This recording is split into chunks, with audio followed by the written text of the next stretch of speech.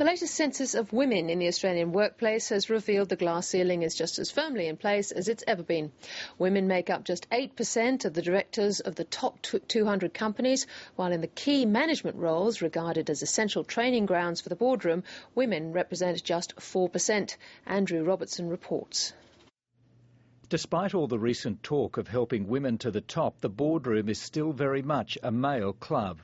At the end of April, women had just 123 out of nearly 1,500 board seats at ASX 200 companies. It's up slightly in percentage terms, but in 2008 there were 125 female directors. Women chaired just 5 ASX 200 companies and held 6 CEO positions. The percentage of companies with no female directors had gone up from 51% to 54%, while the percentage of women in line management roles considered essential for rising to the top remains at just over 4%. That not much has changed in corporate Australia in the last, well, it's close to 10 years now, at that very senior level.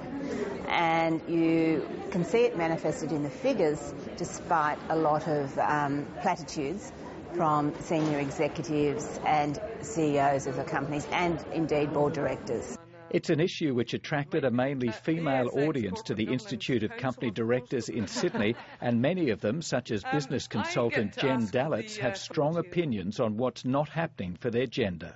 What I'm not seeing in organisations, in their policies, is a real sense of risk-taking. So it feels like the safe path is being followed each time. Jen Dallitz believes nothing will change for women in the Australian corporate world until a company is prepared to bite the bullet and do something radical.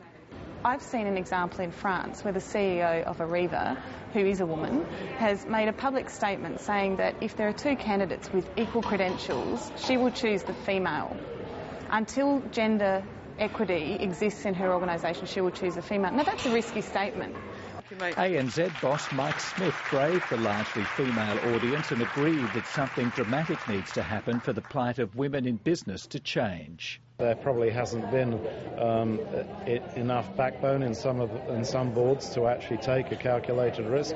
And I think one of the issues is that some of the experience that a number of women have had has not necessarily been valued properly. ANZ has one woman on its board.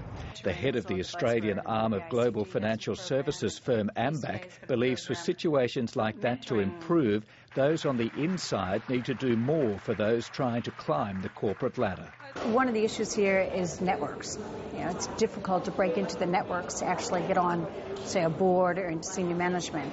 But by people who serve as mentors saying, let me pick up the phone and call somebody that you need to meet to get into that next role is very important. A perennial challenge women face in the business world is trying to resurrect their careers after having children. Executive search consultant Carol Lewis says it's another area where there's a double standard. Companies also likewise don't necessarily want to have the time to invest in meeting with women who are coming back into the workforce and there isn't a particular role. In the reverse situation, they will always have a conversation and a coffee with a guy. With diversity soon to be enshrined in the ASX listing rules, women are hoping the next Women in Leadership census in 2012 will reflect a very different corporate culture.